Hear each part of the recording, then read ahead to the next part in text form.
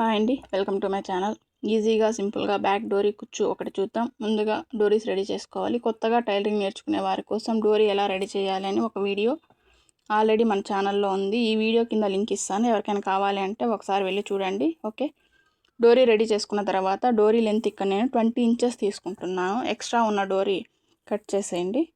ఇక్కడ డోరీకి opposite colour cloth అయితేనే బాగుంటుంది. దానికోసం 5 ఇంచెస్ పొడవు 5 ఇంచెస్ వెడల్పు స్క్వేర్ షేప్లో క్లాత్ కట్ చేసుకొని దాన్ని ఇలా క్రాస్గా మడిచి మళ్ళీ ఇలా మడచండి. ఇక్కడ ఎంత పొడవు ఉందో అదే పొడవును అటువైపు ఇటువైపు మార్కింగ్ చేసుకొని మార్కింగ్ మీదనే కట్ చేసేయండి. ఇప్పుడు ఓపెన్ చేసి మధ్యకు కట్ చేయండి. ఒక భాగం తీసుకొని ఇలా లూప్ రెడీ చేసుకొని దీనిని 1.5 ఇంచు పొడవు ఉండేలా ఇలా కొన్ని పీసెస్ రెడీ చేసుకొని ఒక భాగం తీసుకొని దానికి ఇలా ఆ చివర నుండి ఈ చివర వరకు ఈ విధంగా కుట్టు వేసుకోండి. ఇప్పుడు ఇంకొక పీస్ తీసుకొని దాని పైన పెట్టి ఇలా రివర్స్ పెట్టుకోండి. స్టిచ్ కనిపిస్తుంది, ఆ స్టిచ్ పైన ఇంకొక స్టిచ్ వేయండి.